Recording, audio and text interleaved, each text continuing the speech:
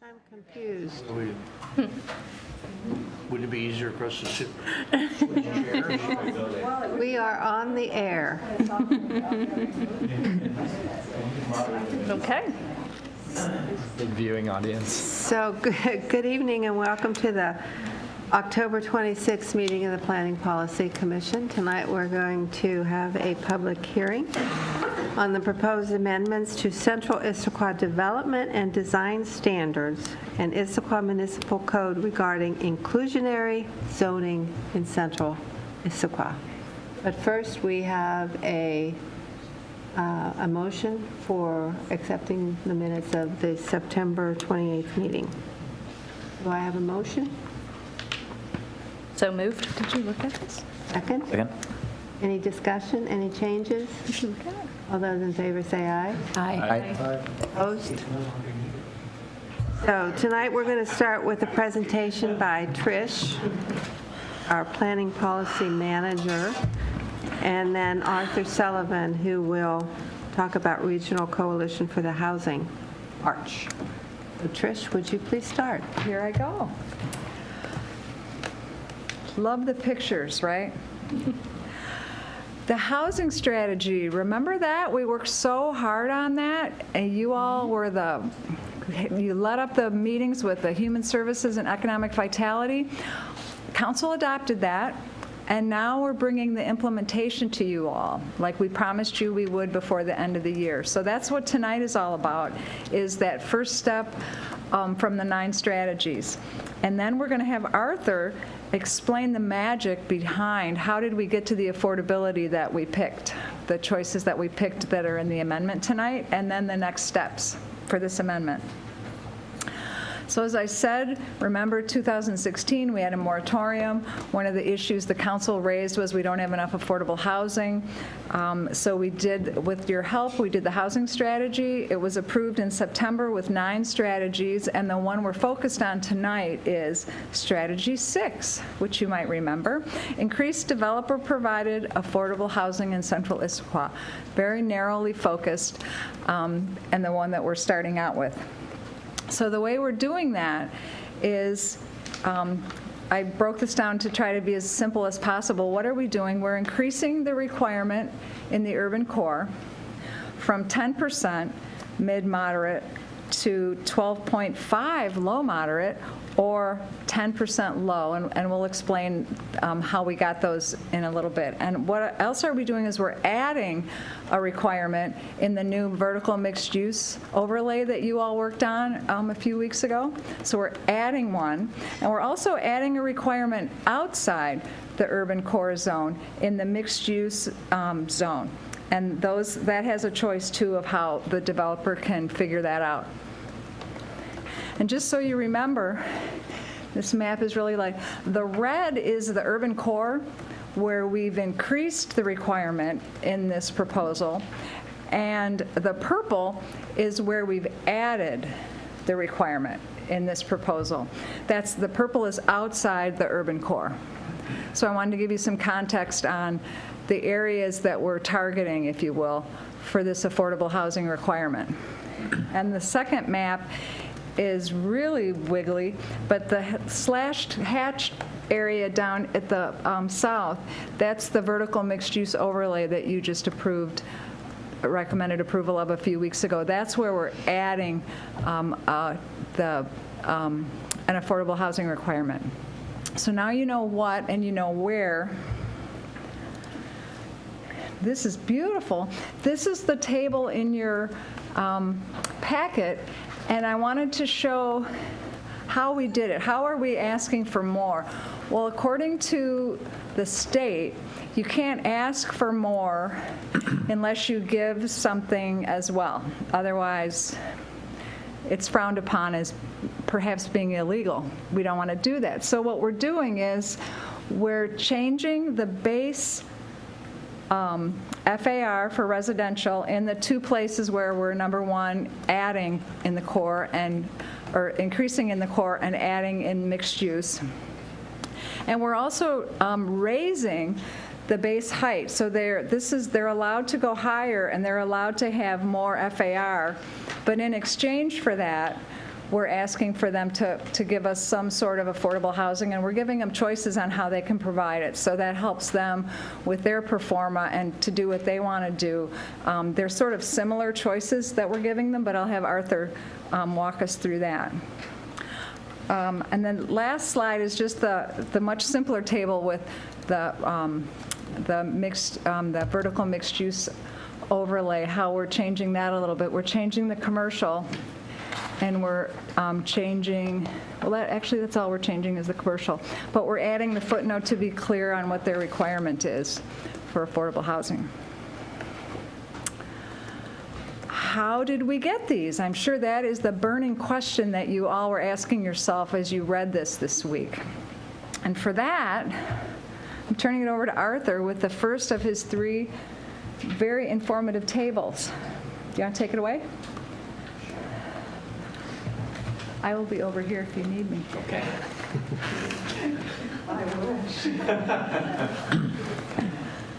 Good evening, Commission. Arthur Sullivan, Program Manager of ARCH. So we've been working with your staff, trying to help you get to the directive that the council wanted, which is how can we get more explicit affordability. And we really had to look at it in 3 different areas for the Central Issaquah because of the current conditions and actions you took last week for the vertical overlay. So the issue and the challenge whenever we're working with a city is in order to add affordability or add a public benefit requirement, there needs to be some comparable or measurable or sort of counterbalance on development value or incentive for the development community. Can be things that increase development capacity. It could be things that reduce their costs, such as reducing parking requirements, things along those lines. So there's this balancing act. And this is something we've helped cities do for years and years, and a number of cities. So in Redmond, they have provisions throughout their city. They didn't see anything either for about 5 or 6 years, and then because often your plans are done before the market's there. I mean, it's not uncommon with the cities we've worked on, but we've also seen in the last couple years a number of projects and cities that have programs that you're looking at tonight in which the development community is producing Sammamish. They did their town center plan a good 5+ years ago. There are now a number of projects using theirs. Redmond, Kirkland, Bellevue in the Bell Red area, and a few other areas in East King County. So we're trying to use a very similar approach here, but here we had to start, so it's always is, what do you have in place now? So we gave you 3 charts in your packet because the way you need to look at it is starting from what you have, and it's a little bit different in each place. So the first chart we have here, this is for the urban core, and we put all 3 on one page, but we put them up here one at a time, and they're all laid out the same, and I'm just going to try to walk you through sort of what is in here in the process that was being proposed here, and then open it up to questions you may have, both in terms of understanding how the numbers are done, but then also then talking about the specific areas and does that feel like the right thing or how come one area is different than another. So what we basically did in this chart, so this is the area in your Central Issaquah, you already had a requirement in the urban core for 10% of the old base, plus if you wanted to go above the base, 20% of that increase. And in the base, the affordability was 10% of the base, and that was at 70% of median. I'm just going to use percents of median because otherwise I'm going to trip over the terminology we came up with, and so I'm just going to use that. And then if you want to go above the base, and this is what's in the first column, the base 2012, it's showing you your base FAR was 1.7. And what we're doing in this project, what we're doing in this chart is showing you a hypothetical project, and we're showing you how it changes in different scenarios and what it looks like, how it's different in those different scenarios. And so the first one is what you have in place currently. And we're saying you have a base FAR of 1.7. And in our demonstration project that we had, it was 1 acre. And we looked at the number of units. And your base height that you allow right now is 48 feet. And the total number of units that you could build under the base FAR for this example project, assuming a size of 944 square feet, is about 69 units in an acre. And in that project, if you built it, what we're showing you down below is what kind of affordability would be provided in that building. So under your current rules, that building is right at its base FAR, and you'd have 69 units, and 6.9 or 7 would be affordable. And what we have is a different row for different affordability levels, because as you see as we go through this, you're going to be landing in different places because of the circumstances. So right now, that would be at the moderate level, mid-moderate level, which is 70% of AMI. So that's your current rules. Okay, so now what we say is, well, what if the next two columns are, well, what if somebody went above that under your current code provisions? What would it look like? So we did one example where the project uses a 3.0 FAR. And then the second one is we did a project that went to the maximum FAR that's allowed, which is 5.0. And we took the same site, and all we did was just use a different FAR. And what we're showing you there is for that 3.0 FAR example, 1.7 of it's your base, and 1.3 of that 3.0 is your bonus. So doing the math on that, you still get that same 6.9 units you'd have to do under the base, affordable at 70%. Then what you would have is you would have that bonus FAR of 1.3. That's going to translate to about 120 more units, and therefore 10 of those, or no, that's the total units. I sort of hid that, but you're adding about 50 more units in that extra FAR, and that extra 50 units, 20% of them, or 10, as it shows in this chart, would need to be affordable at 50% of median. So in that example of that project, you'd have 120 total units, and I'm just sort of going down there so you can see how the chart's organized. 10 of those would be affordable at 50% of AMI. 7 of those would be affordable at 70%, or a total of 17 units, or 14% of the total project would be at some level of affordability.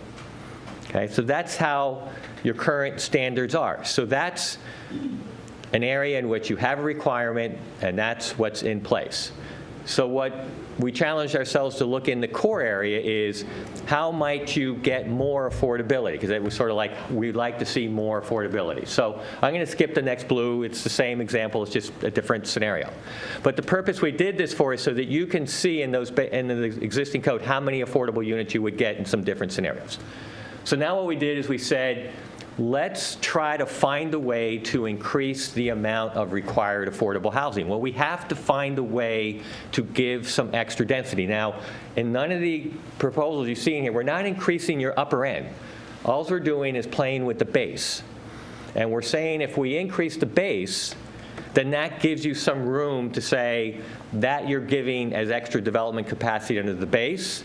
And we're going to work with that, look at the value of that, looking at land values, and translate that into how much affordability could you ask for that, and try to have the return be relatively reasonable, like they kind of equal each other out. So the first example we looked at is, we looked at a base FAR of 3.0. You're currently at 1.7. And I believe that's even lower than what you just approved for the, the vertical mixed-use zone, but it's an increase. And what we looked at there is if that project were built, and then what we did is we said, let's look at it sort of the same way of some percentage of that base must be affordable.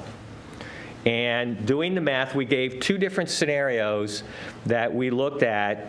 One was, we said, let's look at greater affordability. That was, we couldn't tell if that was part of the messaging is, we have such great needs, it would be nice to see some units at a greater affordability level. So we picked 60% of area median income. And we said, what would happen if you did, and we just did different percentages. And we came up with, when we did 12.5% of the units at 60% of median, and required that, you can see in this example, the same size site, that project would still have, that's that same 3.0 we had before, so it's very comparable to the first column under the existing scenario, but we're saying that's now base. So you have to do 12.5% of the units in that base of 120. So you get 15 units at 60% of median income. And therefore you now have, and that would compare to, you'd have gotten a couple more under your current provisions, but those would have been mixed between units at 50 and 70. Now you're getting all of those units at 60% of median income. When we run the numbers in terms of how a developer, in terms of the give and the take for them, This is resulting in the return slightly better. And when you go mandatory, it's good to err a little bit on the side of the developer because it's mandatory. That in this scenario, the economics work slightly better for the builder than in the scenario, the 3.0, the first blue column. Okay, so the return is a little bit better for the builder. It's not great by any means, but it is a little bit better. And so that's the reason how we got to that point, is we just kept changing. We changed affordability levels, we changed the percentages, and we looked at the returns for the extra increase in the base. And that's how we got to what you see there. Now, we saw that, and we saw 12.5%. We also thought, Trish made the comment, it's nice sometimes to give builders look at deals differently here and there, and maybe it might be nice to give them an alternative way to meet an affordability requirement that might meet some interests they have. And what motivated the second column, the 10% at 50, was we've often heard from builders, it's harder for us to have more units that are affordable. We'd rather have less units affordable and make them more affordable. So for example, in Redmond, they have a requirement that 10% of units must be affordable at 80% of median. And then they have an alternative formula that says, if you want to give us units at 50% of median, you can do 5%. And over the years, about 1 out of 5 builders picks that second choice. Okay, they just do. And I can't explain the reasons why they do. They all have different reasons for doing so. So we thought, well, let's try to have a scenario where you don't have to do more than 10%. Because one thing we've heard from a lot of builders is, keep the number down, and we're most comfortable if you're at 10% and below. So there isn't a magic here other than that's what I've heard sometimes over the years. And so we tried to do it and go, all right, if we wanted to have 10% of the units, what percentage of affordability has about the same return as in that first, and the 12.5% at 60, and that's where we got the 10% at 50% of AMI. So that's just meant to sort of, we thought the idea of give them a choice, and then here's the second choice. So the exercise here is you can play with the percentage of affordability and the AMI, but there's some formulas behind this that are looking at how much land value versus how much rents are being reduced, and what is the cost, the capitalized value of lost rent. Okay? So that's what we came up with for urban core outside the overlay area. And I'll explain. So questions about the format and or this specific area? Need some help on your calculus here. Okay. So, looking at the base for 2012, I see 69 units with a base FAR of 1.7. Correct. If we move the FAR to 3, we now allow 120 units to be Right. built in Yes. place of that 69. Correct. And if we move to an FAR of 5, it's 212. Correct. So looking at this, what your proposal is, we are going to go from 69 units, which is what we're at today. And your proposal is to go with 3, so that's going to turn it into 120. So on that 1 acre lot would be allowed of 120 units with Okay. a height of 60 feet. Yes, we did propose in there, you saw to accommodate higher FAR, there's a higher base height that's being proposed as well, correct? But to hit that, we would have to have, and this is where the bonuses come in that confuse me a little bit. Okay. I know, I do this for a living, so got to get it to a point where it makes sense. We tried to keep it a little bit straightforward, but I know it's still a lot of numbers. So the bonus part, 50%, 20% bonus at 50% of affordable housing. So that would be 50% of the King County Adjusted median income. adjusted, Right, is it's- that, AMI. AMI, which is, right, yeah. is that combined household income or is that individual income? AMI is for a family of 4, and then you have math to figure out different. So when I'm doing this math, my prototype project, if you really want to get into the guts of it, what we do is we look at prototypical projects out in the community, and we have a mixture of 1-bedroom studios and 2 bedrooms, and we look at what the market's at, and because the affordable rent for a 1-bedroom is different than a 2-bedroom, and market rents are different, so we're looking at a prototype building that has a mixture. So the AMI, the 96, the AMI is for a family of 4. There's formulas to adjust it for families of 3 and 2 and 1, and then that translates into different rents for studios and 1s and 2s and 3s. And then we compare those rents to the market rents for studios, 1s and 2s and 3s. There's a lot of pro formas behind this. Okay, so looking at an individual, not a family of 4, but Yes. an individual, Yes. it would still be at the 50% AMI, which would actually put their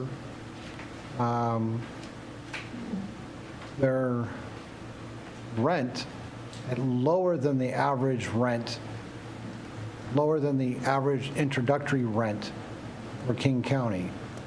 Wouldn't that be a backfire? Because now we would be putting one person into one unit, as opposed to if it was more expensive, that person would have to then have maybe a roommate or stack living where they have other family members live with them, parents or something of that sort. So now you're putting 2 people into each unit. Isn't that actually No, what we're doing is, in our math, we are assuming like 3 people in a 2-bedroom unit on average. And it doesn't matter, when the unit's rented, I mean, we will just assume it's a 3-person household. When it's a 1-bedroom, we assume it's a 1.5-person household. When it's a studio, we assume it's a 1-person household. And so the rent level is different so at 50, what I've been looking for is my handy-dandy chart that I know we give to you guys all the time, and I don't seem to see it for myself at the moment, but so I can give you real hard numbers.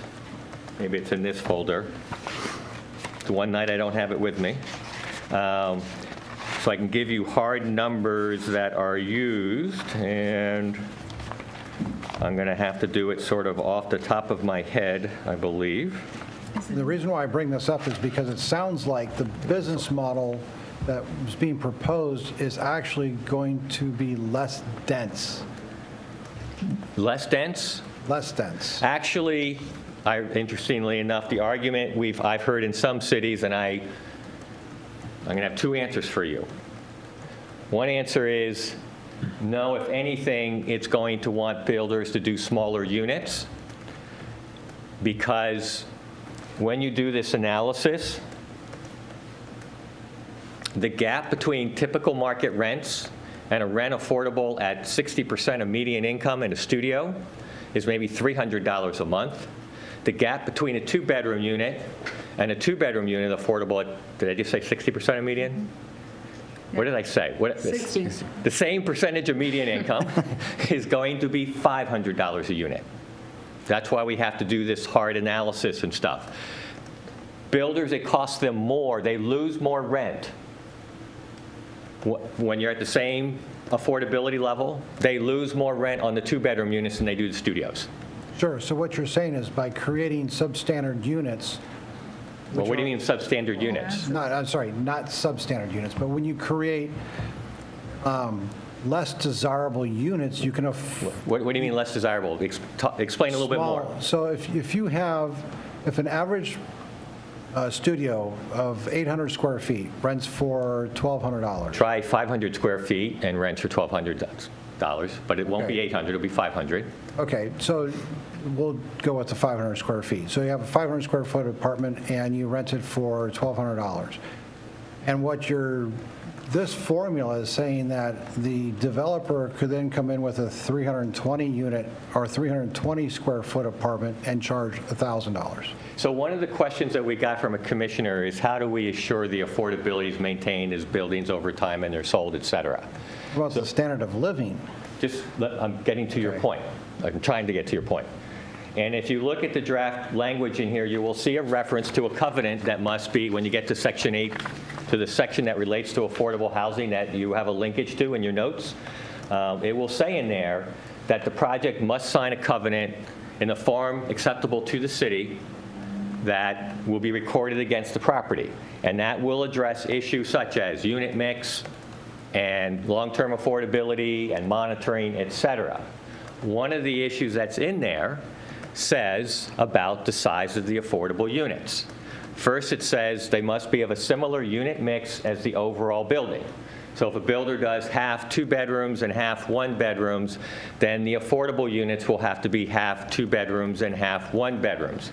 In general, it says they shall be of similar condition, or they must be entry-level market quality for your community. And in terms of size, it will say they generally need to be a similar size. They may be up to 10, they may be smaller, but that must be approved by the city. And we have seen builders too, but we don't let them build 500 square foot of market rate studios and 300 square foot affordable. They might build 450 square foot or 400 square foot maybe, but they don't have carte blanche to do whatever they want for the affordable unit. So that's why I wanted to make that comment. So go on with your question. Okay. Phil. So also with that, if you have a smaller affordable unit, smaller square feet, and you have 2 occupants in it, wouldn't that almost be over-occupied? That's up to each property owner. The rent will still be the same to the owner. You don't base the rent on the number of people in a unit. The rent is always the same for a studio. It's always the same for a 1 bedroom, always the same for 2 bedroom. It doesn't matter how many people. So then that becomes a fair housing issue, and it's up to the manager if they want to limit the number of people in the unit to follow the fair housing practices in order to do so. Okay. And that's for any housing. I mean, they might charge different rents for different, but but if you want to limit occupancy or put more or less people in, that you have to follow certain rules. Other questions? Next one? Okay. So the next chart, B. Oh, do I have to move the chart here? Yep. Okay. B. Now it's the area outside the urban core. Here, you have the same basic base, but you have no affordability requirement up to the base. And this is part of why the first project that you got downtown, as I recall, was outside the core and it stayed within the base. And therefore, it had no affordability. So this is part of what's triggering a lot of this conversation is, so how do we get some affordability here? The dilemma is you've already given 1.7 with no requirement. So you can't go back and say 1.7, we want something for that, okay? So what we did here is we went to my example I gave you is at 2.5, because this is outside the core. And we thought that not going quite, with all the city staff sort of chatting, we thought that outside the core we shouldn't look at it, you just did up to 5 for the vertical mixed use. And we thought for the core you go up, but for outside the core we thought don't push it so much. So we went to 2.5, okay? And so we gave you in the base example under the current code a 2.5 example. So in that case you've got 1.7 of base FAR and 0.8 of bonus FAR. So that means what you're getting is 20% of that 0.8 FAR, which translates to, from this project, of 97 units. Because of the FAR, 5.5% of the units would be affordable at the 50% level. And so that's what you would get under the existing ordinance. So, and one way of thinking about it is you probably shouldn't have that big of differences between the existing system. It's just we're moving the base and we're trying to make the base requirement sort of almost comparable. That's why we always give you that first example, is because that lets you mirror what you would have today and how much your economic analysis justified. So, and what we're sort of trying to say is, economics have been changing. Market rates are a lot higher now, so the gaps are bigger for the builders. That's one reason we're saying it might look a little bit less, is because we're still using pretty much similar formulas, but we're also acknowledging that the market has changed. And so the gaps are much, much bigger now than 3 or 4 years ago or 5 years ago when we first did this. So here we said, what could we possibly get? And we wanted to get the percentage a little bit higher. And we also know that in the conversations we've had in the past couple months with the council over some other properties, the idea of different affordability levels seemed to be of interest in recognizing different levels of need. And therefore, we said, let's try 7.5% at 70% of AMI. Okay, so you're getting a little bit more, okay, and it's at a little bit higher affordability. So, and that's where our math came out. So you would get 7 units, so you actually get more units, but they would be a little less affordable. So that's what that example is. And again, the same kind of math is in the previous chart. It's just we're starting with 0. And all we're not adding as much to the base. We're only adding 0.7. Where in the other area, we added 1.2 or something. So that's how the math works out in this example, where the economics are a little bit better for the builder, and we wanted to get the percentages a little bit higher, and it's still in an area of need.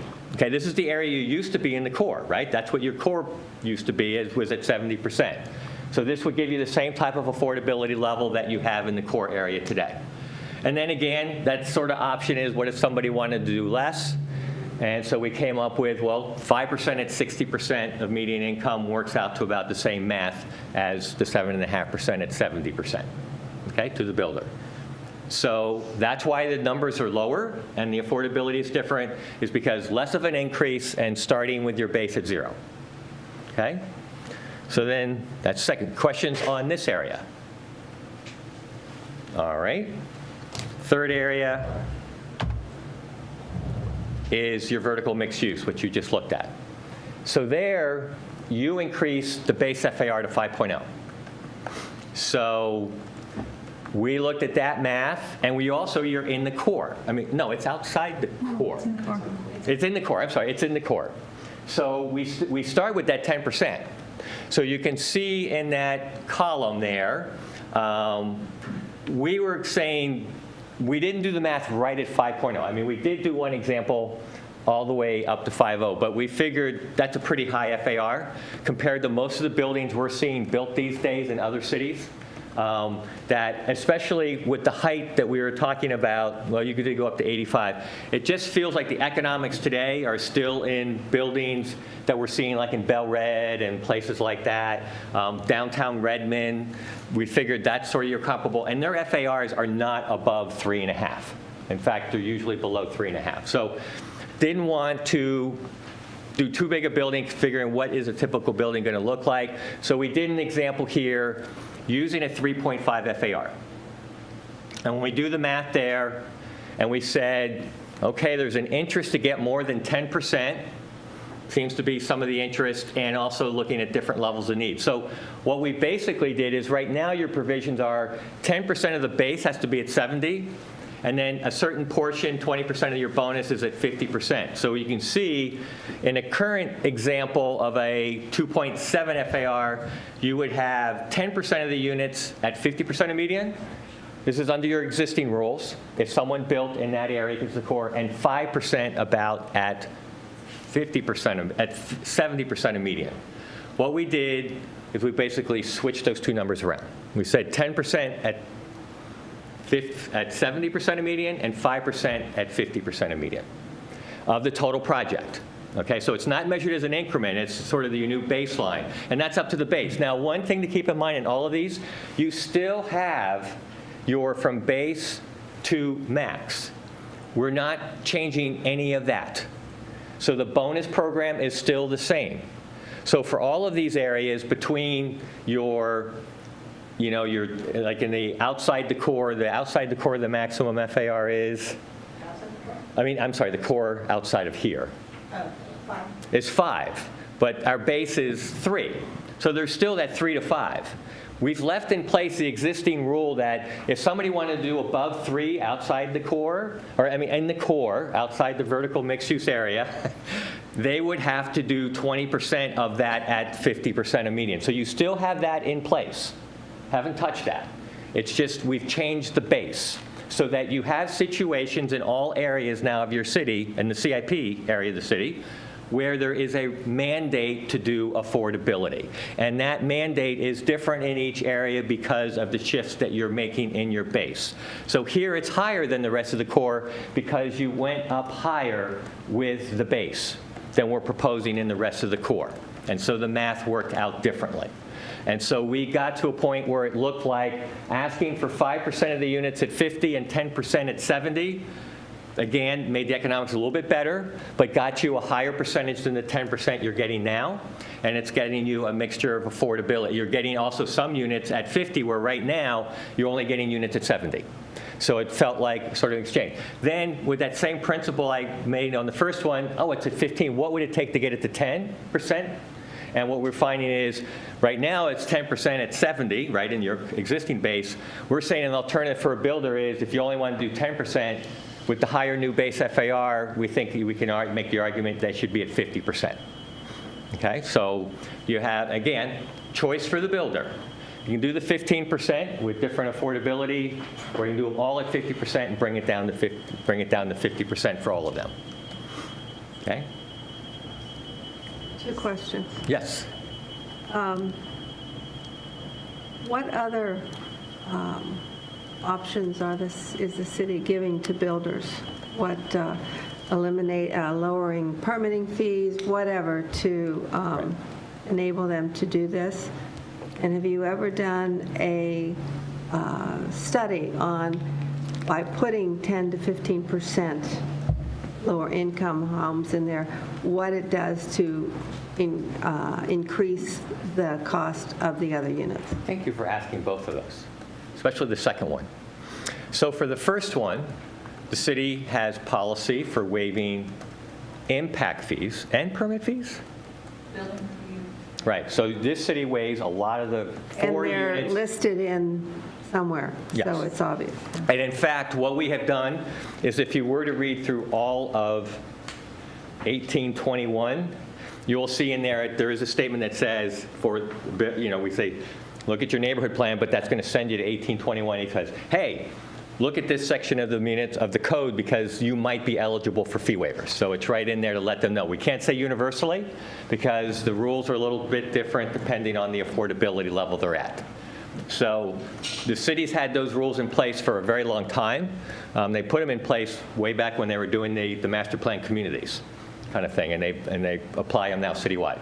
So that's to your first one. That's the thing that the city has in place.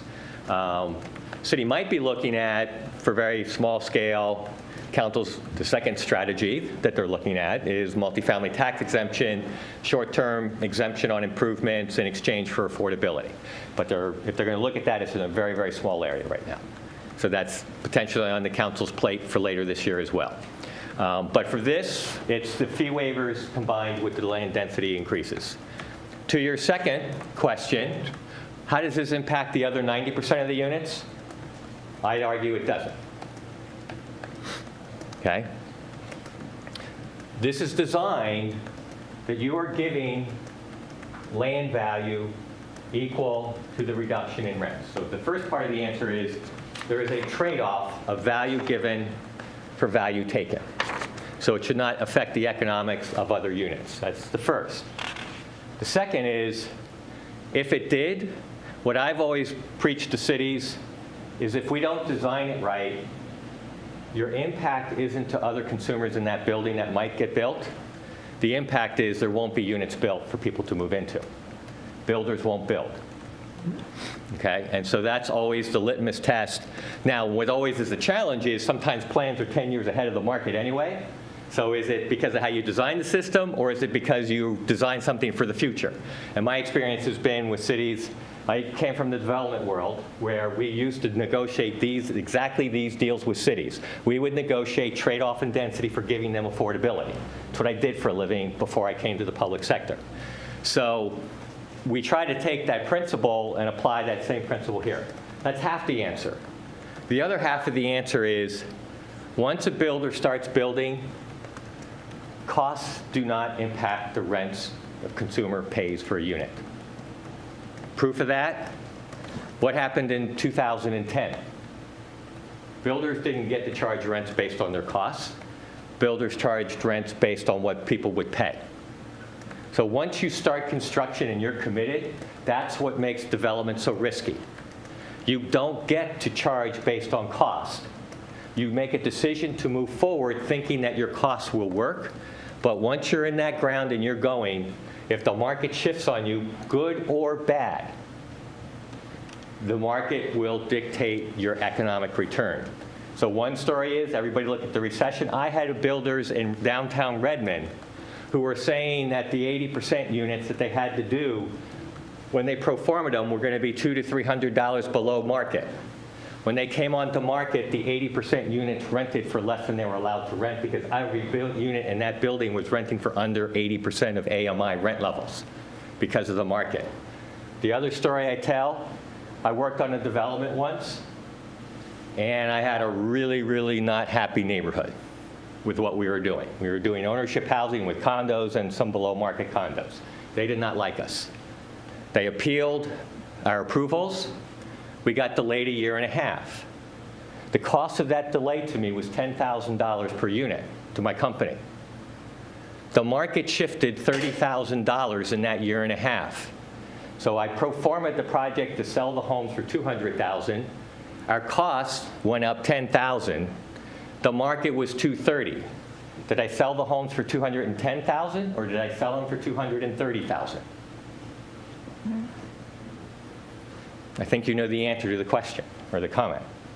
So, but I will say just as strongly, if you don't do this right, you can kill development or landowner, because what you're doing is you're affecting land values. And what we're trying to say is when you change the zoning, we're trying to have some of that. My old boss used to go at this podium when the zoning was changed, tonight, you guys just rang the cash register for us as a landowner.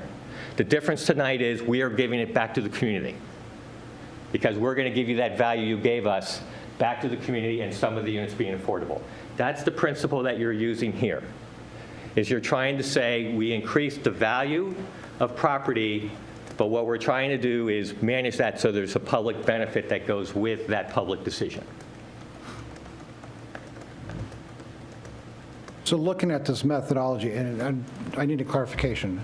A is really the same thing as C, except it's 2.7 FAR. I'm sorry, A? So, yeah. Yeah, well, yes, because they're both in the core. They both start from the core, you're right. Yeah, and so the only difference is one's vertical mixed use and the other one would be all residential. Where's the map? Can I get back to the map? Location. The difference is the location. But they're both urban core. They're both in the urban core. But one now has a base of F5. In the vertical mixed use, which is this area here, your base FAR went from 1.7 to 5.0, but in this, right? Yes. Area, you only went from 1.7 to 3.0. And so if you go back to our examples, so in the one case, you are only getting to 120 units. And so under your old formula, you're getting only 10 units of extra because you only increase the, that bonus area right, is smaller. In other words, the amount you increased your base is taking from old bonus area. So that only went up 1.3, but in the core, you went all the way up to 5, which is an increase of 2 point whatever. And so you are, under the old rule, if someone were building at 5.0, you'd be getting a lot more affordability because you gave a lot more bonus. Okay, so now that I have a better understanding of this, this is, if we had no affordable housing whatsoever, we would be looking at 69 units. At what level? At your base 2012 level, 69. So your You're looking FAR, at 69 total units and 7 affordable in the core, Right. and 0 outside the core. so in order for us to get affordable housing, what you're saying is if we went all the way to 5, we would almost be 3 times the amount of housing that we're allowing into Issaquah. No, because you right now allow all the way up to 5 in that area. We're not changing the maximum. We're just changing, you have a 0 maximum base. Right? You're just moving the base. We're not changing any of the maximums in any of the areas. We're changing the base, FAR, and then the heights, one story in 2 of the 3 areas, and however much in the vertical mixed use. So But the maximum capacity for Central Issaquah has not changed. All right, so that's the part that I'm confused about, because looking at this, looking at the table, I see units going up. So the units that I see going up are just, if a developer is going to build 400 units, and we give them a 5.0 FAR, they're still going to have 400 units, but a certain percentage of those is going to be affordable housing. The Or are difference, we allowing them to actually add on to that 400 and build another 112 units? no. What I think we're trying to respond here in the council is, you won't have projects like Atlas that worked under rules that didn't have to trigger any affordability. Everything will trigger affordability now. Any project, no matter how big or large. And so that's really what this is doing. It's not changing maximum. If someone was going to build the 5.0 before, they can still build the 5.0. And as this map shows you, the number of units they're going to give you affordable hasn't changed that much. But what will happen is all projects now will have some level of affordability. Okay, so we're not increasing the capacity of No. the buildings, Correct. or increasing the number of units, we're just... Correct. Okay, that's the part that I was confused about. No, and I can see doing that. It's because you have this two-tier kind of thing. We're just moving this sort of this little floating thing. Well, it's the whole incentive idea of we're allowing an extra 20 feet, which to me sounds like we're allowing expansion beyond of what we are at today. And again, we only showed you the base heights. The maximum heights, if you, in this chart, if you go to the chart in your packet, you will see that to do the higher FARs, you already allow higher heights. You have a lower height that goes with the base than you, right? So if you look at chart 4.4a on page 9, you will see in the urban core, in the old, what you currently have is a 48-foot height for the base and 125 for the max. So we're not, all we're saying is since we've floated up the FAR, we're floating up the height a little bit too, but we're not floating the maximum that you can do. So that person who was doing the 5.0 before, under the current, they could have potentially gone to 125 feet because they were in the bonus ramp. Okay? I'm sorry, that totally does not make sense. Okay. Is there a minimum height? Is that what the base is? I'm going to have to point to somebody else. There's no minimum heights. Yeah, there's a minimum FAR. Right, so there's a minimum FAR. So the base height that's being increased is what's the threshold at which the affordability criteria is triggered. Is that true? So let's try it this way. So think of it as a stacked cake, right? 2 layers. Yeah. The first layer you can do without having to do, so before we touched it, you could do that first layer without any affordability, right? That's up to 48. And the second layer was called density bonus. And if you chose to get into that second layer, there was an obligation for some affordability to come with it. And so what we're doing with this is saying that base, now we want to get affordability in both layers of the cake, right? But we have to give them something to be able to get something in that lower layer, which used to have no affordability. And to do that, we're increasing the FAR. So think about it in terms of, so FAR is a function of your property and the footprint of the building and the height, right? And so really what we're saying is you could do bigger, squatter buildings, have a bigger FAR, and still not trip that density bonus if that's, so a developer's going to pencil out what that means for them to go both taller and to add additional affordability by going into that density bonus range. So far, that's been kind of, not many people have wanted to venture into that space. And so what we're doing now is capturing that lower level by increasing the FAR, giving them kind of a bigger squatter building, because that's a way that I think, as Arthur mentioned earlier, we can get there with the math because we can show that there's value add to their property by doing that. So this black box science basically just produces bigger buildings but not more units. It does not increase the total capacity of the Right. For each of those 3 areas, there is no more capacity or no more extra height. than exists today. Okay. But what we you do- are saying that the FAR, where before, without getting into the affordability, they could only do 1.7 FAR. Right. Now they can do 3.0. So if they still build a 1.7, Thank you. they need to have affordable Right. units. So this- But right. they could also build up to 3.0 and still have affordable units. And they can even keep going up to the 5 and give us And even have more. that But in order bonus. for us to capture that old 1.7 and 1.6 building, we had to give them something to enable them to go higher. They may choose not to, just like in Redmond. Redmond gave, many years ago, double types. They really did change capacity. And when they did that, they told the builders, everyone's going to give us 10% affordable, even if you build to the old rules. And some builders have chosen to do that, but they still give you 10 because they were empowered to do more. That's their choice whether or not they use all the capacity given to them. But you have given them that capacity under the base. Okay? So the difference between a 3 and a 5 is you get a bigger building and bigger units. Not necessarily bigger units, no. The builder will do a unit mix based on what he thinks the market is. You got more units, or you might get bigger. More, it depends on where the market is. So in this case, someone could still build the 1.7 base FAR at 48 feet height and 69 total units.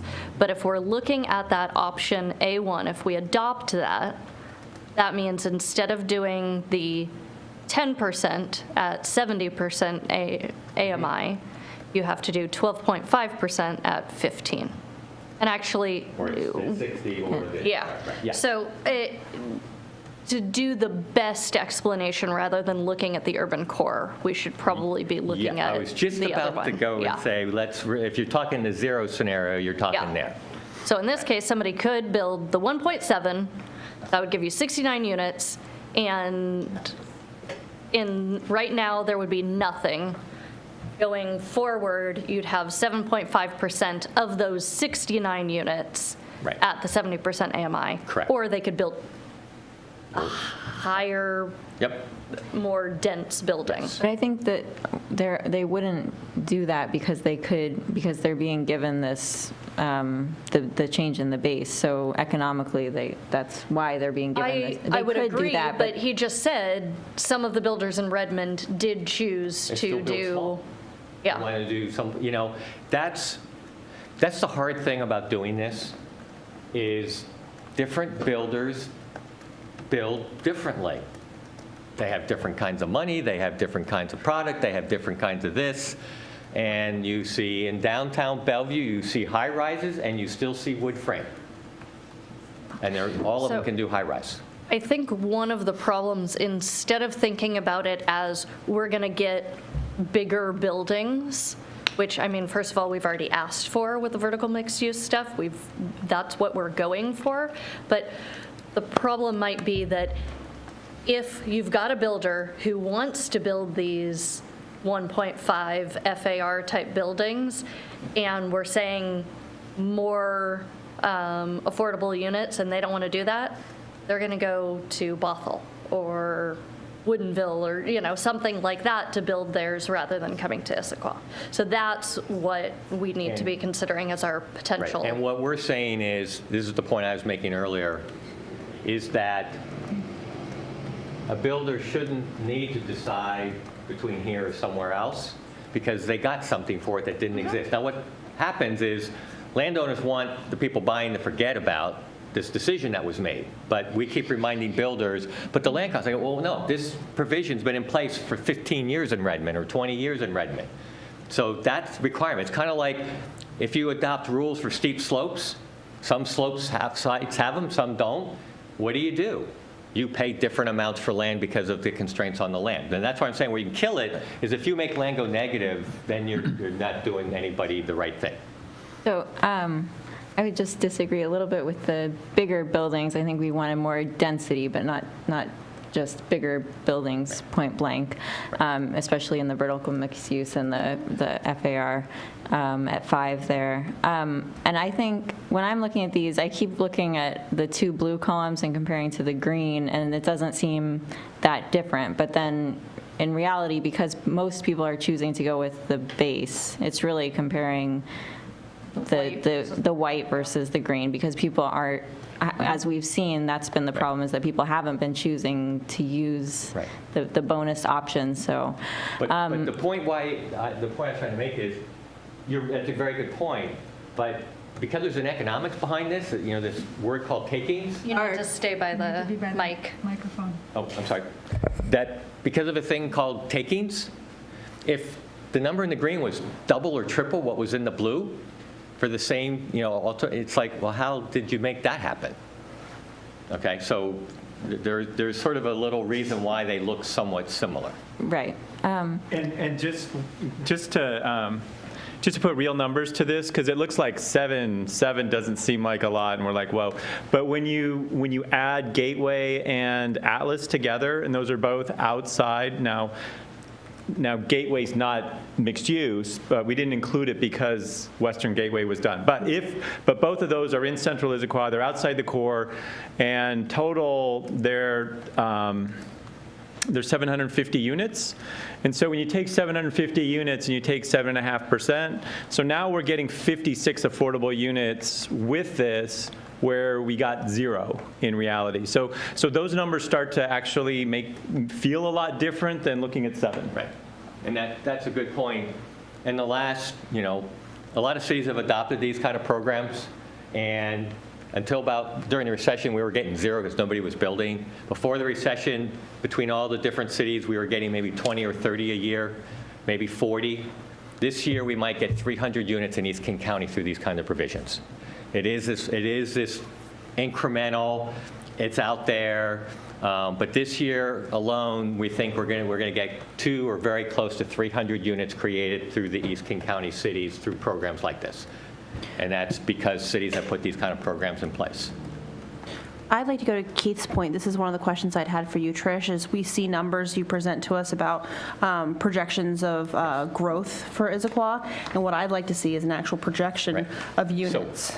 So that was one of your questions, and this is on rough level, a way of thinking about this is the CIP's capacity is just over 7,000 units, or 7,700 units. So you've got a scenario at 7.5, and you got a scenario at 12%, and you got a scenario at 10 plus 5. 10%. You got a lot of, so different builders might do. But okay, so you've said on average 10% of that capacity, that's 700 units. Now, your growth isn't all expected to happen in the next 15, 20 years. Your growth capacity, you're assuming about 1/3 of that might happen in the next 15 to 20 years. So, if 2,200 happen, then that's a couple hundred. I mean, you're probably going to see, because we have different affordability levels and choices for builders. So to that question, it's a matter of look at your capacity and just take about 10% of that number. So then when we look at that number of, we're looking at between 300 and let's say 500 units, and that 500 is actually being pretty generous, what impact is that going to give us to our community? What are we actually getting for affordable housing? Is this actually going to meet our demand? Are we going to have 500 units that solve a serious portion of the crisis that we're currently having, or is this actually going to make a dent? So I just spent a day at a day-long conference where about 10 or 12 people all talked about different ways to create affordability, and everybody always says there's not one silver bullet. And you're not going to get to the needs that are defined in your comprehensive plan one way or the other. And what I've found over the years, it's a combination of cities looking at a site in the core where they'll use subsidy dollars from them and from cities and from the county and stuff, and that'll be one answer. This is an answer where the private sector in the past, you got 0 explicitly.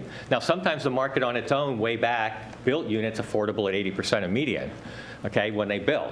Today, that doesn't seem to happen. So this is a way to get at, and that's why I made the point that we used to get 20 or 30. So it's 10% of your growth. in the core. I appreciate that better is better. I'm glad that we're adding to our base. What I'm curious is what the city is assessing. What is this going to do for what slice of the pie is this going to contribute to? No one's saying this is the one answer that we're going to have, but based on what this is going to give us, how much of this is getting solved? What's the percentage the city sees is going to take a chunk out of the hurt we're having? When you look at a community, you can decide if you want to look at a city of Issaquah scale or at a larger scale. I would argue larger scale and Issaquah scale are about the same because you have a lot of employment. That when you look at, if you look at your plan, you'll see these numbers in your plan. 17% or 24% affordable to people under 50% of median income, and another 15% affordable from 50 to 70% of median income. Those percentages have been pretty darn consistent for my 40-year career. That as you grow economically, a workforce profile that gets, the household income profile that gets results of our workforce, and if anything, it's skewing a little more towards the lower end these days, is 24% under 50% of median and another 16% between 50 and 80.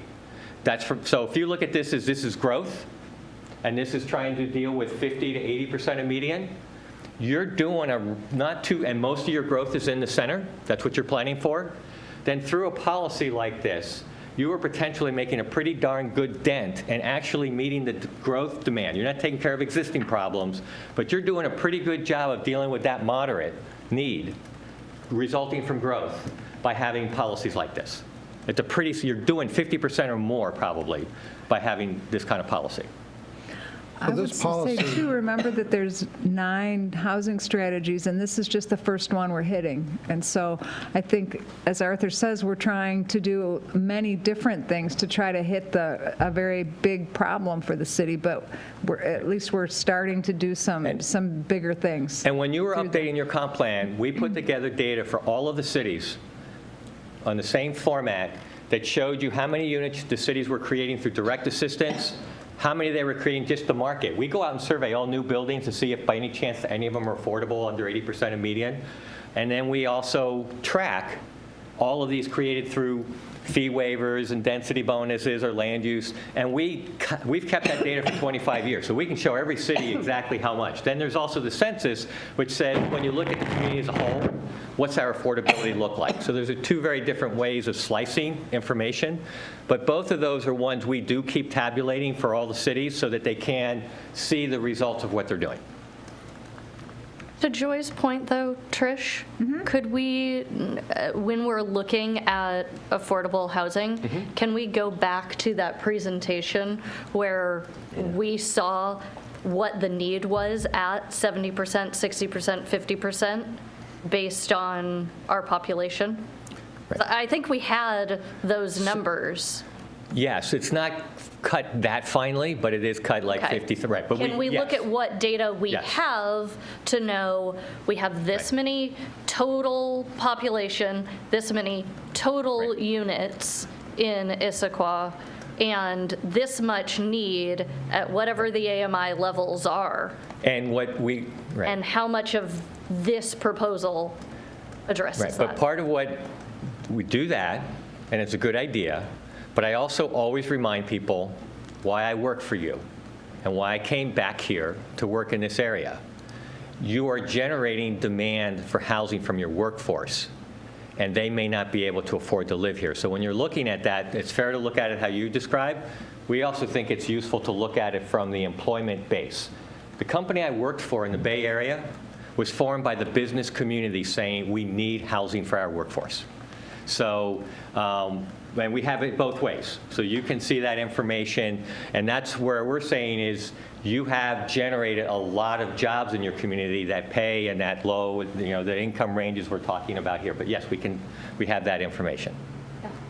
Yeah, and getting at all this in a slightly different way, I guess I'm knowing that there's not a silver bullet. My gut tells me that having a mix of affordability is better. So you have some at 70 and some at 50, rather than having more at 70, which would then leave out, a large portion of the community. But I don't know if that's the right answer. That's just kind of what I feel. And I don't know if there's any comment on that, Arthur, from other cities. The data will show that the further you go down the median income range, the greater the gaps and the needs are. Because the market starts to create units at about 70, 80% of median, and so there is some choice in the community as you start getting to 70 to 80, less so than there used to be, and that's one of the things we're seeing. So in general, the biggest gaps are for renters under 50 even.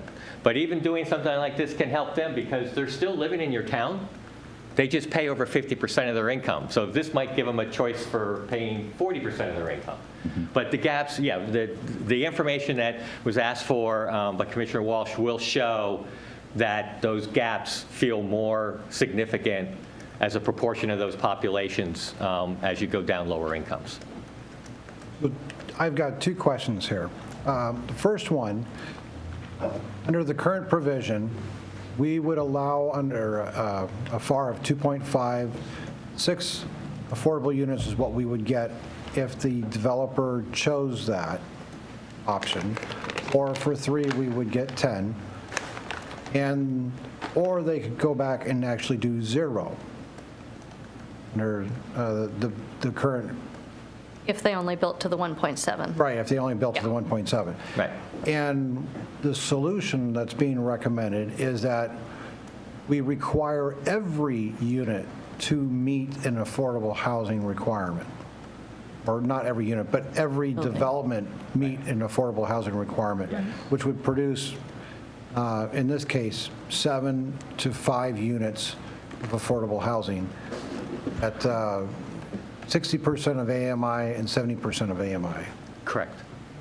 So, okay, but the total number of units being developed does not change. So what you're guaranteeing me is that if we had a developer come in and say, I'm going to build 7,000 units to the maximum of Issaquah capacity, and we gave them a lot of affordable housing units under the current code options, we would not be able to go above 7,000 units. Right. Right. Right, so this isn't a growth issue, excellent. The other question, I notice we're focusing a lot of attention on 60% of AMI and 70% of AMI. What about 80, 90, and 100%? Because even 100% of AMI, it's still hard to find affordable housing Right. at that. So, okay, now, we didn't, if you read the sections real carefully, we gave you all rental scenarios. Your code is written that if you're doing ownership housing, these requirements are 10% of AMI higher, okay, because of just the economics of that. And it's currently, that's how it is today. Under your current code, it says you have to do 10% at 70 of your base if it's rental and 10% at 80% of median if it's ownership. Okay, so this program for ownership will go a little bit higher for if we ever get the ownerships going, which is that strategy number, can't remember which one. And I suspect that will happen one way or the other. We'll get to a point where condos are built again.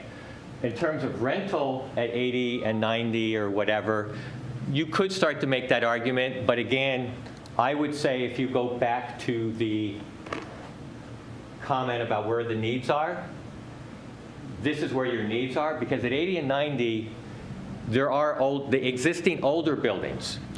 I'm doing the economics and the gaps based on new buildings, where the rents are at 100% of median.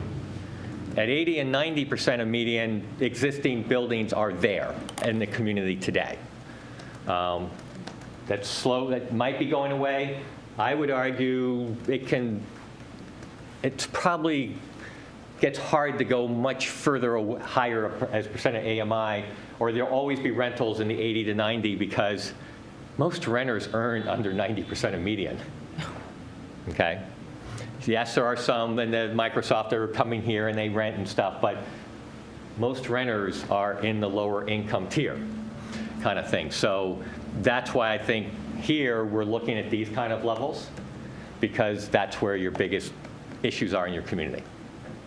So if you're going to use an incentive, try to get to levels where you have gaps. Yeah, I think my memory of when we talked about the affordable stuff was that we had the biggest gap in that 50% range, whereas we saw that we were pretty good at the 80 to 100%. So I think this makes sense. Especially for rental. Yeah. Now, for ownership, that's a whole nother story. But then the program is actually designed, and again, this is going to be condos because it's central Issaquah. It's not going to be townhomes and things. The affordability is a little bit higher, and part of it is because that's market, and part of it is that's where needs probably more are. How does this, you touched on it affecting the ownership housing strategy. Does this contribute to any other of the strategies that we laid out in any kind of direct or indirect way? So I said I can have a couple answers to an earlier question, and you've now reminded me of that. Sometimes people say, oh, by doing this, you're going to have the market start changing the mix of units they put in their building. I said, does it affect the price? And to the other consumers, I said, I don't think so. And my experience is it doesn't. Now, some people may say otherwise, and I know you've heard otherwise. I know you've heard it. I just, from my experience, haven't seen that play out. But some question is, does it affect, like, do you do more studios so that you get the smaller gap so it doesn't cost you as much?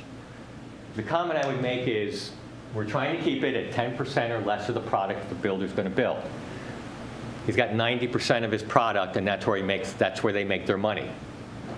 You're going to make your decisions on what you build on the 90%. And we're designed to be a small enough percentage, we just go along with whatever you're doing. So when the condo market took off, I didn't see any less condos being built in Redmond than in like Kirkland where there wasn't a requirement. I didn't see a difference. It all went condo because the market was there for condos. And in general, if the condo market's there, they're going to beat out the renters, developers. They're going to pay more for land. That's just how the economics work. So it's a good question, and I haven't seen it. It's bigger market factors that seem to affect what builders do, which makes, in my mind, common sense because 90% of their product is market rate product. I have a question about the long-term affordability of these. So for renting, as the market changes, as the median income changes, if somebody is making the same amount and the median income is changing, is there any provisions on keeping affordable housing affordable for the people when they enter the rental units? So, no, the provision is they get to rent at, if it's a 70% of median income unit, it's whatever 70% of median income is for the area. And as that increases, that's how much the rent is allowed to increase. But that's the only amount they can increase it. Now, we do have provisions in our covenants that say that you can only adjust rent once a year to somebody. So we at least put that in there. And then we even have provisions that once you move in, your income can go up a little bit, and it might even go above the standard, and you can still stay. We don't want you to get just above it and be booted out and stuff. So there's a little cushion in there for that. It doesn't seem to happen a whole lot, but that's how it works. To sort of say, oh, this person's income went down or is flat, so you can't raise the rent, they have expenses. I mean, we're not subsidizing these properties. So they are allowed to raise the rent on a unit by the changes in median income. Right, so I was thinking about...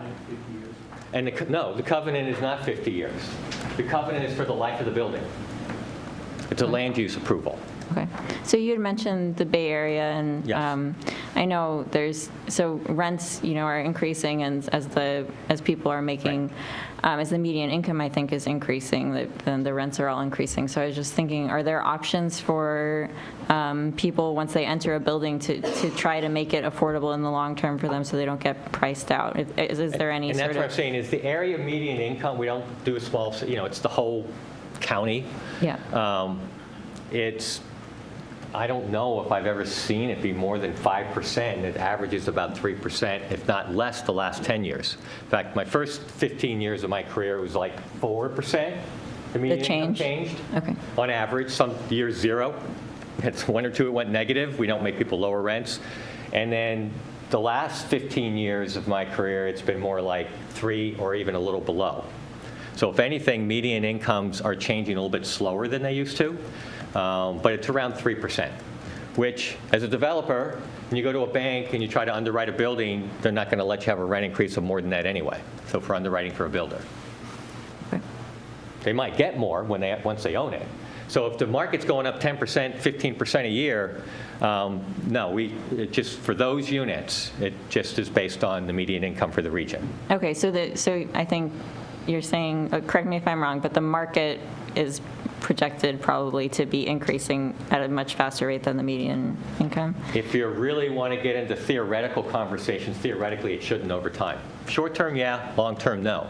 But we have been seeing, it feels like, over time, because when I first was here, average rents were affordable at 70% of median income.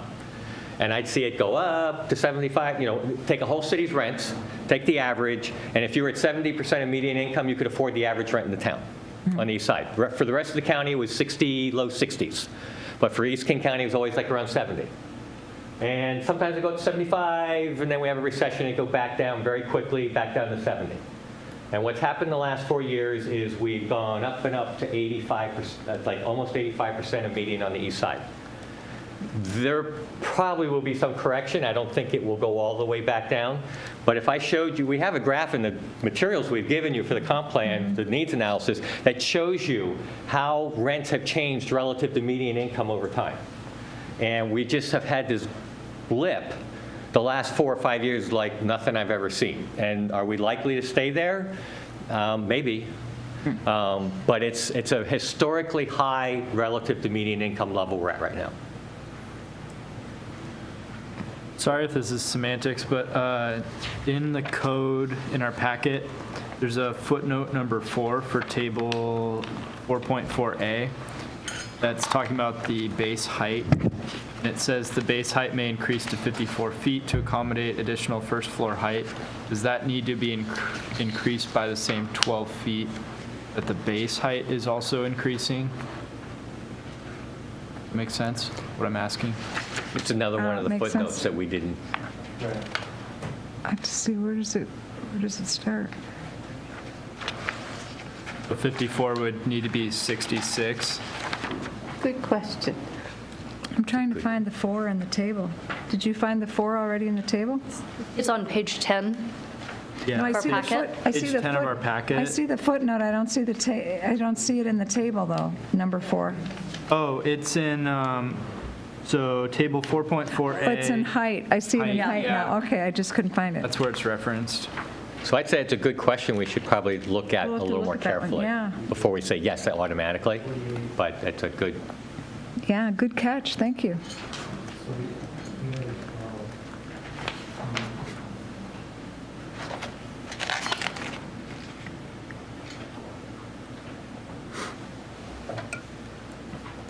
Any other questions before we open it up for the public hearing? It's always nice when you come up with questions that they haven't thought about. Congratulations. So with that, I'm going to open up the public hearing at 7:50. If there's anybody that would like to make a public comment I don't see if anybody signed up. on this issue that we're talking about? No? No? No? Go. No? Oh, I thought that was a yes. You're too far away. Mel? Nobody? No? Okay. Shazam. Then I'll close the public hearing at 7:51 and open it up to you guys. Is there something else on this specific issue that you would like to discuss? So I think in looking at Commissioner Staub's question about height, I actually think it should be 66. Should be what? It should be 66 in the table. So change the 60 to 66. Oh, The 66 in the get column rid of the footnote then? or in the footnote? In the column. So the 60 should be 66 Oh, to account for the additional Oh, for retail? foot on for the bottom? retail on the ground floor. What is that, that's only applicable to mixed use? Yeah. So why would it not just stay the same referenced in a footnote if it refers to like height exemptions and everything, like adjustments for, sorry. No, it's all I just want to make sure I understand why there was a footnote there before and if we are proposing to basically get rid of it. So the footnote should change, right? Yeah. The footnote should change. The 66. To 66. But the column doesn't change now? No, footnote 4. Sorry, Wes. Footnote 4 should change. To 66? Okay. And the column, 60 should stay, okay.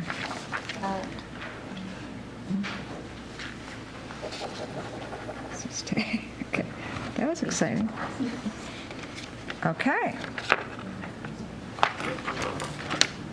Anything else? So I've actually done a lot of research and reading on affordable housing strategies, and Santa Clara County actually specifically has a good example that I read in SF Gate. And one of the things that they had mentioned was that affordable housing strategies that don't have a targeted audience in mind are ineffective. So if we create a housing supply at 60% of median income, we're basically opening it up to the entire Puget Sound area and saying, hey, come to Issaquah because we're really affordable. And so if we build it, they will come. But it may not actually do anything for the people that are working here, because you're going to have supply and demand issues. So now you're going to have an enormous amount of demand for a very short supply of housing units. So it may not actually solve our problem by creating this affordable housing using the strategy that's being proposed tonight. If we create a target audience that this affordable housing package or direction targets, then it could be more effective in basically solving our problems. But right now, as we see the way this policy is being presented to us, it's too general. And I don't think that it's actually going to be effective. And in fact, I think it's going to have the opposite effect of all of our intentions. What do you mean by target audience? Do you mean limiting this to teachers or something like that? We can't do that. We need to, and I don't know about the legalities of this, but if we create a, this is actually a question to Art as well, as Keith, if we create this vision and leave it very loose and say, we have this great affordable housing package here in Issaquah, come to Issaquah, that's actually going to create so much demand for these units that the people that are actually working here, our teachers, our police officers, and whoever else that's actually working here may not even be able to get a chance to partake in these affordable units because there would be so much demand for them. It's like leaving money on the sidewalk. Everybody wants it. So the YWCA Family Village is a building that's primarily at 60% of median income. The people who live there work in your banks, your schools, your restaurants. The reason, remember I said earlier I came back here? I came here, I worked for a company, World Renowned now, that was formed by the business community saying we need to find ways to create housing for our workforce. We're not in the business, we want somebody to create it for our workforce. When we have a slide that we showed you when we were doing the housing strategies, your slide looked the same about as every other city in East King County. The first thing that slide shows is you created demand from your workforce that is 30 to 40% greater than your supply of housing. The second graphic shows you that the income of the people that we employ in East King County is no different than the county-wide mix of incomes. And in fact, in many cities, including yours, you have more jobs that are lower paying than you do have that are higher paying. 50% of your jobs, I believe, are very close to it, pay under 50% of median income. Right. So how can we create this affordable housing package to protect the people that work here so that they can partake in this? I don't want to create a package But that kind of housing is everywhere throughout the county, and people tend to want to work and live in general proximity, or maybe they have family in proximity. Redmond has hundreds and hundreds of units that they have been creating through similar programs. Through our Housing Trust Fund that the cities all fund, we've created 3,000 housing units throughout East King County that are targeted at 50% of median and less. They're generally serving people from our area. But on the flip side, if we start saying that, Seattle, which produces a lot more affordability, are they going to say the same thing? So the idea is, generally speaking, people, now, the groups we work with, they reach out to local companies, and they do reach out locally. But naturally, people who are nearby find properties who are nearby. I just had a guy walk in the door who was in one of these units in Bellevue, worked locally, and he said, I had to move out of there. Are there any more in the area I can find? My wife's a school teacher in a local elementary school, and over the years, 3 or 4 of her teachers have bought units or lived in rental units through these programs. People look locally more times than not, okay? You can find a unit at 60% of median down in South King County. I mean, so to say that, right now you are exporting all of this income.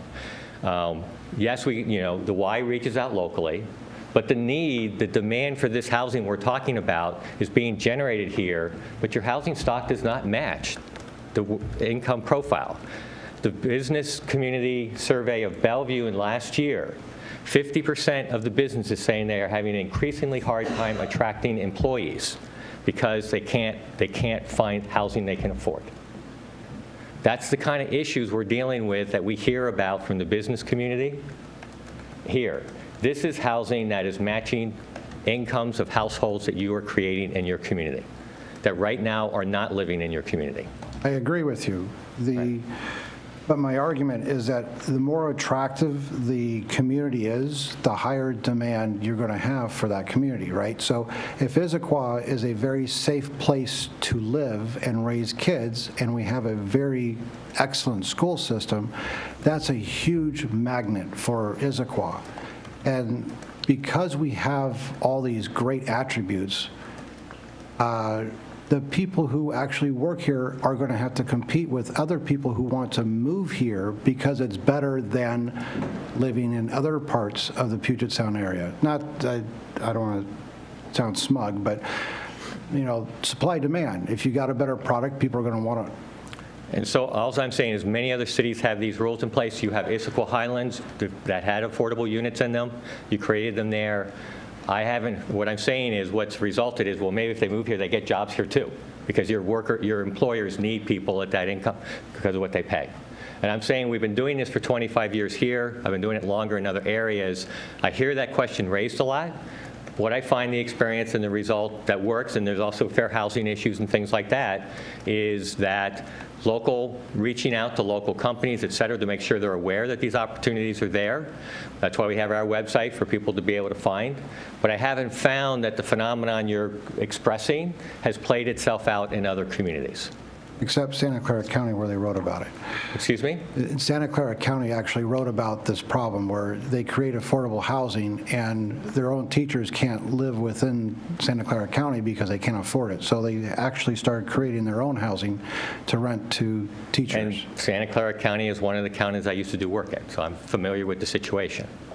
So, and I realize some of this is hypothetical, but Right. I want to be forward-looking and making sure that we have the right things in place to regulate or to at least make sure our targets, our goals, our aspirational goals are going to be met. And how are these units going to be made available? Are they going to be made available through a lottery system? Who's going to control that lottery? Or is it just open market? People or property managers just put the units for rent on Craigslist? How does all this work? The history has been they market the same as they market the rest of their housing in your community. Now, when it's the affordable stuff we do with community groups, that's a little different story. They're at below 50, and that's a whole, I can explain that, but it's a different story. But for these units and all the other communities, we got 1,500 of them now, they're marketed the same as the rest. So the market builder is marketing these units the same as all their others. Okay. They'll usually say, starting at For the a ownership certain stuff, price. right, exactly. Yes, For and the- so then it starts the Yes. communication. And what's happened is, like for the ownership housing, the realtor community knows about the programs now in the cities because there's like 600 homes.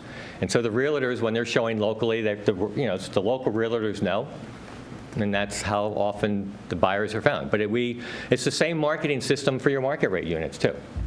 It's kind of hard when you limit it to teachers or just people who live in this Right. community. Yes. In that range, salary range, people have a tendency to move around. So once you're in here and you decide to get a job in Bellevue, does that mean you have to leave that unit and move to Bellevue? So, I mean, it complicates things to a degree that I don't think that... I mean, I'm sensitive to the point you're raising. What I'm letting you know is from the practice of being around this field and understanding it, that the natural way of people moving and renters, et cetera, that we haven't seen it play out. And I built in Santa Clara and surrounding communities and stuff when I was in the Bay Area. That I'm sure there's anecdotal stories here and there. You can find anecdotal stories for anything. But as a whole and on the balance, we haven't heard that issue emerging in Redmond. And there they've got hundreds of units at this point in time. Okay. Yeah, I'm not the subject matter expert, but I have to rely on outside resources, so that's why I'm asking you. So I'm a little, right. And all I've got are hypotheticals. I do have one question that's actually off scope, so you'll have to pardon me. I brought this up to Trish. Since we do have Arthur here with us, not everybody in our community fits these indexes, and some people actually fall at 0. Well, I realize this is not related. I would love to have an update. We've talked before about addressing our homeless situation and the strategies that the city is doing. We're looking at it. There's a lot of things we do. I hear that frequently. I'm hoping that you have an update, even if it's just a line item on something that's going on for those that don't fall within these categories. Well, right now we're going through a funding round, and of the proposals in front of us, one is, well, you've all probably heard about the Bellevue Shelter, and that's not in this round because it's taken a little bit harder to get to a final decision on specific location. But in Kirkland, they are looking at doing that for families and women, and they have a site, and so that one is hopefully proceeding in the next year, so that's a shelter-type facility. The group that is looking at the men's shelter, they do other forms of housing. And so one thing they've been doing is leasing homes in neighborhoods where they have 6 men who have been with them for a while and are now working and stuff but aren't making much, where they live in a group home situation. So they're looking at, that's another alternative being looked at. The third is that we have a property in Redmond that will be kind of in the same area. You know, it's in Overlake. If any of you are familiar with Overlake and the old group health hospital, and that now a big thing with lots of new development going on. Well, one of those sites, kind of like what you did up in Issaquah Highlands, one of those sites is being bought at a little bit of a discount by Imagine Housing, and they're doing a 250-unit building that will have 100 market rate with a private builder, and then they're doing 150 units, and that building will have 30 or 40 of those units will be formerly for homeless families and individuals, and then the other units, the other 100 or so, will be at 60, 50, and 30% of median income, and then there'll be market rate. So those, just in this round, are 3 different ways in which affordable units are being incorporated in. We're about to break ground in Bellevue on a family project that will have half the units for formerly homeless families and half for other just lower income families. So there's such a wide range of different approaches that are being looked at, but that just gives you examples of some new things that are being worked on. That are happening here on the east side in their community. I'm curious if we have any updates about Issaquah specifically. If there's any, do we have anything in the works right now in the year that we've been looking at housing strategies? Do we have anything right now that the city is actively involved in that we can have an update on for our community? This is okay. I'm going to say no, but yes. And this is why I'm going to say yes. Is you are working on the TOD project, and you have selected the Housing Authority. And the Housing Authority will put some vouchers into some of the units that they are going to have there. That's going to be property targeted at 50 and 60% of median for the most part, but they're going to put vouchers in some number of these units. When someone has a voucher, it means that their income can be any income, 0 to I think you can go up to 70 or 80% of median. And you pay 1/3 of your income to live there, and the balance between that and a contract rent, which is somewhere close to market, is paid all the time by the federal government. So that's a big program that the Housing Authority has. Now, they're having an increasingly hard time for people with vouchers finding housing in East King County. So we are working on ways to get vouchers. In fact, we are having a meeting next week with city staff where one of the things we may do is for some of these units that are here, see if the owner is willing to have a voucher put on that unit so they'll get the same rent or maybe a little bit more in exchange for someone with a voucher. Now, with voucher program, or the public housing list or whatever they have, the Housing Authority prioritized people with the lowest incomes and people who are formerly homeless. Now, in my thinking of homelessness, it's not one of these things that starts and stops. You get to a point where you become homeless, or you might become, your threat of becoming homeless. You are homeless, and then when you get back on your feet, you're at a threat of going homeless again or trying to get back on your feet. To me, all of those are part of dealing with homelessness. Vouchers is the best way I know of to create housing that helps people who maybe they're not homeless but could be or would be or were. And so that property, because the Housing Authority is working on it, is looking at having like 20 vouchers in that building. And I would say to some degree that's helping you deal with homelessness It right in is. the community. Absolutely. Thank you for that update. So would any of these be eligible for that? So what we're working on with the Housing Authority right now is they would love to do that. But these are private owners, so we're trying to figure out, most of the cities aren't like, tell a builder they got to have a voucher there. But I have talked to some builders who have been willing to say, okay, I'll think about it. And we're thinking about playing around with it a little bit. And if we do, we have to go back to every city. And one idea is to say, well, if they normally get $600 a month, the owner, under the part, maybe we let them get $650 or $700 a month if they take a voucher because of the extra work and stuff. But we're Would that trying to require any code changes or any planning for us by a city, or? So we don't know. At one level, if we tell the owner, you're going to get the same rent you were going to get, why don't you do it? You help out. And if we get, the Housing Authority only has so many vouchers. So one approach is that what we have said is if a builder is willing to do it, the income reporting they normally have to do to the cities will say, we'll waive it. Just show us that you have a voucher contract. And if we have a voucher contract, they have to send information to the Housing Authority, so don't have to do with us. We'll just get a letter because we know anyone who's got a voucher is going to be having incomes that we're trying to help. So we're looking at administrative things as things so it would not take any code changes, but just makes the builder's life a little bit easier in terms of the administration they have to do with us. So that's one angle. And then the other angle is if a city wanted to say, and that'll be up to each, that would be a code change the city would have to make. So we don't know. We've got a couple builders who are just willing to do it without any code changes needed. And we're seeing how we can get it. So we're working on model contracts with the Housing Authority, and there would be a contract that certain, and we wouldn't do all of them, they just do certain units, would say those units will be available to people with vouchers. And so they're trying to do a couple. Why wasn't this included in our possibilities for strategies for creating affordable housing? Vouchers? Yeah. Because they can do them without You city currently intervention? have many people with vouchers in your community. Well, and that's great, but if being able to create code changes or present plan ideas that would increase that, creates more affordable housing, that sounds like it should have been something we addressed in the earlier area. Right, and I guess it's because we were already doing it. It wasn't something we were looking to start or because we're already. We don't know the scale the Housing Authority is willing to do it to. And yes, I mean, the 7 you have aren't the limit to the 7, and if this works out, there's nothing that says we wouldn't talk with the city and say, do you want to look at this as well?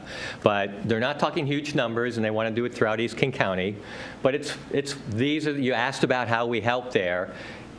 And this is, and I gave you one example, and here's I just another. think that's an important thing for us to consider, because I think as Joy is saying, a lot of our strategies address this idea of the 50 to 100%. We don't have much that was presented to us as an option for the below 50%, particularly any of our homeless population. And so having a strategy that specifically addresses. So actually, We you haven't- do. In number 9, the Number 9 is strategy about 9 homeless. was I mean, so, homeless. okay. We just didn't Right. start that this year. That's 'cause the one that we know is sort of, it got all kinds of funny pieces because homelessness has so many funny pieces. So, I mean, you know, so it is something that we are, trying to find ways to get vouchers to fit in and things like that, and there's a couple, but you have one proposal in front of you, very clear, that would make something like that happen.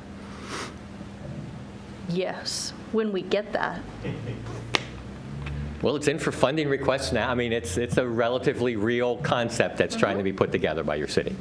Great. That's why we like to ask, and the best I can do is ask for an update as we go, and the little bit more we know. Yes. It's a fuller picture of what we're looking at. So thank you for asking. It's like so many things revolving around, it's hard to remember every little point that's going on out there. So Art, I've actually been thinking about your response to my concerns here about protection for some of the employees that work here. I'm still not convinced that the problem doesn't exist, because I don't know how you would be able to measure it, but is it legal for us to include protections for public service employees, which would be teachers, city workers, city staff, law enforcement, firefighters, anyone who's actually trying to help make this city a better place by working with the city? Does that make sense? Yes. I mean, I understand the question. First responders, I mean, the whole 9 yards. Retail workers, Well, retail workers could be a second tier, but I want people who are working on support services to have preferential treatment, and then you can go to employees working within boundaries of Issaquah, or so my comment's going to be, it's a city attorney question because it's a fair housing issue. And there's different degrees of fair housing, and fair housing's gotten tougher the last couple of years because of some court cases. And you're not in a community that pushing these kind of things doesn't put you under a microscope, to be honest with you. So to some degree, depending on how you did it and the scale you did it, potentially. I have built a building a long time ago that was, the city gave the land, though. It wasn't privately built. It was the city gave the land for it. And we did give some level of priority, did not require. But it's a challenging thing to do if you're going to do it. I wouldn't take it off the table, but I would not go anywhere with that without the city attorney closely at our side monitoring what you do. I'm not saying incentivize it, I'm just saying for the affordable housing piece, Right. we gave them first preference if they qualify for that. Right. Then they would be able to move in there. Otherwise, they would fall under all the other normal conditions, just like everybody else would, but they'd be Right. So first there's a on the line. legal side of it, and there's a practical side of it, too. Well, if no one applies, and they just simply. Right, no, I understand, but there's Go to the next person. definitely, I'm sympathetic to the question you're raising, okay? I totally understand it, but I'm also, hopefully you're getting the point that it's a tough topic. And all I'm saying is if the city wants to pursue it, and one of the philosophy behind Arch is, well, you're asking the cities in East King County to put up $2 million to help this project. And the state's going to put up money for that project. And the state doesn't encourage people to do stuff like that. So there's a practical side of that conversation as well as the legal side. And so what we have been able to do, and this is even getting harder, is to market aggressively locally, maximize awareness locally of opportunities. By controlling how they're advertised. By encouraging advertising being done in certain ways, yes. Okay. But how would the state, so looking at this business model, you Right. bring up a great question. So developer comes in, builds, we have affordable units. How is the state involved in those affordable units. They might not be involved there, but then when they see you're doing that and you ask them for money for something else, they might say, well, we don't necessarily love how you're behaving with your programs. I'm just saying there's a lot of discussion out there about inclusivity and communities. And in fact, the federal government recently, about a year ago, made a comment that said, and I don't know how far this one will go, and this is why I'm saying how touchy and difficult a conversation this is that if you touch any federal money, everything you do should be consistent with what the federal money would require you to do. So that's sort of the point I was making, how even though that program might not touch that, you are getting federal assistance for other things you are doing. Therefore, your behavior should be consistent with your resources. So there may be ways to deal with this, and I'm not saying cities shouldn't think about it or look at it, but keep in mind how in reality you've been creating stuff as a whole, and who are your partners in doing that is one practical side, but the legal side is court cases around fair housing. So there's a lot of increasing court case, and I'm not versed enough in the legal area, and what we have found the comfort with is what I've discovered, what I've presented to you, and going beyond that, and I'm saying maybe it doesn't get looked at, it's a much more complicated conversation. We could just do whatever we wanted without any rules or regulations, we would be just great, but we do have to follow them, and I know that Right. there are a lot of fair housing And with the private possibilities. sector, what we try to do is minimize interference, because we aren't giving them cash or anything. They want to rent, they want to go quick, they got someone in the door, they don't want to have to, oh, do I have to wait a minute, do I have to do this, do I have to do that? So that's another side of the practical side of it, is keeping that in mind is, are you making it so it's real easy for the private sector person to fill their units? So there's so many complications out there, isn't it? Seattle, there's, they were either thinking about it or they've already mandated you have to rent to the first person that applies. Right. Yeah. So, I mean, you complicate things dramatically when you do something like that. Yeah, that's what we hear from the private sector people are, I want to be able to get people in, qualify them and through. And they don't, so we have set up a system that we don't they put somebody in, they get all the paperwork, and they give us the paperwork after the fact. Okay, so question, how do we make sure that we are serving the people that work here with our housing model? So that's why I gave you the example of what happened in Issaquah Highlands. In a case where they probably do more, they are required to do a more regional approach because of all the funding that went into it. That's why I told you that they surveyed who's there and where they work, and so many of them work in this community, or in this community or the east side. So along those lines, what we're trying to do is collect data to sort of be able to show you, with the approach that's been used to date, what have been the results. I don't have it right now. But it is because this question, I mean, I understand the question. I mean, what do we tell you why you have the need? So that is one thing we are trying to potentially research and get a better feel for. But the few times we have, and that's for the stuff that would, if what you're describing is more likely to, it's much more likely to occur in the housing that's at 30 to 50% of median than it is to occur at the housing that's at 60 and 70% of median. That I can guarantee you, because you can get that kind of rents in other parts of the county and stuff. But we are surveying the properties. We're going to try to find a way in our surveying next year. They have to monitor, give us information. If there's some way we can get a feel for that. And that's for the housing that's really affordable. So, if you take what you're saying and if it has basis, you're going to see it play out probably even stronger in that situation. Okay. I want to be empathetic to my community before I'm empathetic to other communities. I totally understand that. Okay. Because I live here too. I mean, that's why I'm here. This is my community too. I mean, I live in East King County. My motivation is to help employees of our areas have places to live. So I have the same motive. So I hear where you're coming from. Well, I'm empathetic to King County, but I'm really more empathetic to Issaquah. So, Gets harder when you start thinking that, because Bellevue, Issaquah, you're 2 miles apart. yeah. But my point is I get the local need for workforce.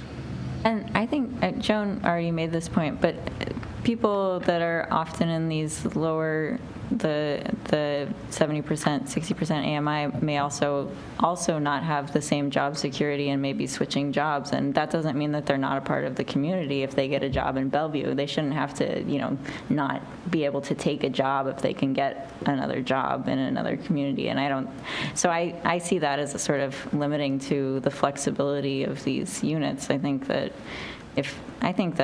you can be a member of the community and take a job in Bellevue, and especially with these jobs that are shorter term. Yeah, I was saying that for the people who work here, give them the preference to move here so that it does two things. One, we have more community, with a stronger community, because not only do the people who work here also live here, so there's a pride of community, but you're also reducing cars and traffic. Well, but then the other thing I was thinking of is just in terms of the total percentages. So there are people already in the community that are at these lower income, and they are paying more than they can afford. I mean, they're just cutting elsewhere, So there's this demand, and there are these people that are paying more than they can afford currently, and our housing market is mismatched with our demand. And so I think that naturally those people will be the first people to apply for these units when they become affordable, because they're already here and they're just paying more than they can afford. In this way, they could be able to afford their housing.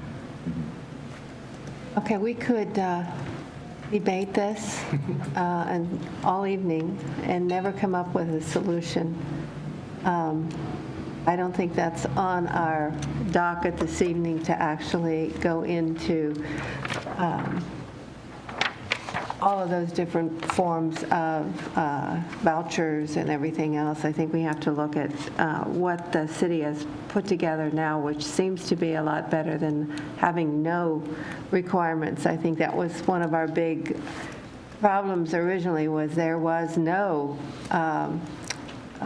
enforcement for any kind of affordable housing. And just, there is never going to be 100% availability for every income level in Issaquah. It's just never going to happen. I have said a bunch of times, I've heard answers that the market will decide what comes in. Well, I'd like to have the city look at the other side of that, which is the builders can decide what they want to build, but the city has to do the plans of what they want to do. The builders will build whatever the city wants them to build. And I don't think that there is enough discussion or plans yet to present the real vision. I see what you have, how you can build and what the requirements are, but not any specific idea of what goes where, how it's put together. I don't see that, and I don't think until we get that, we're going to have a city full of hodgepodge of Gateway and Atlas and different things up here, because they meet the qualifications that are mandated by the city. So I think that we have to take the next step and actually create a model of what we want, where we want it. It can always be changed, but at least we have some kind of an idea. And I know they push back. You've said many times, well, the city doesn't have the money to build a model. And I think we're at the point now that we need that model. We need to know what the city is going to look like. And if it doesn't work, then we can always modify it, but we have to have some goal. Otherwise, the builders can build whatever I want. I meet the, meet all the restrictions here. You have to let me do it, whether that's what I want, what the city wants for that area or not. They meet that kind of requirement. So I hope that sometime that we start that discussion and have the city actually build that model of what they want the future to be, instead of just putting out numbers and ideas and stuff. So that's my 2 cents. So is there anything for the good of the order? So Are there any requirements that you want to change on what's presented tonight? Anything? I was going to say, we're addressing this in 2 meetings, right, Trish? No, we're hoping that you can be through tonight if Okay. possible. Okay. So right now, we need a motion to either accept or change what is being presented tonight on the Central Issaquah Development and Design Standards regarding inclusionary zoning or affordable housing. Does anybody want to make the motion to accept what's been presented by the city? Madam Chairman, I move that we approve the Central Issaquah Development Design Standards and Issaquah Municipal Code Chapter 18.21 regarding inclusionary zoning, including Central Standards, Chapter 4, Zoning Districts, Use and Standards Summary, and Issaquah Municipal Code Chapter 1821, Affordable Housing. Fantastic. Do I have a second? Second? Any further discussion? Excuse me, that needs to include also as modified tonight with the footnote number 4. Oh, the 66 instead of 60, Yes. As modified. Whatever as it's supposed to be. verified. Okay, we'll just add as verified by the 6 additional feet, units, whatever it is. Okay, so we have a second. All those in favor of the motion, please say aye. Aye. Opposed? Nay. Motion passes. Is there anything on the agenda? Any other else? updates that you want to No. talk about? Nope, the next meeting is the 9th? 9th, is it? I was going to say the 9th of 7th. November. And that would be your first night of district visions for Central Issaquah, and we've got 2 meetings for that. It would be a continued public hearing on the 30th of November, and those are your only 2 meetings in November. We're giving you Thanksgiving off, so enjoy your time away from us that Thursday night. Any questions? So we don't have another meeting until after, November 9th. Till November 9th is Till the the 9th of November. sorry, I Which didn't is hear that 2 part. weeks, I think, right? 2 weeks? So with that, I'm going to call the meeting to a close at 8:29. Back here? Oh, PPC schedule.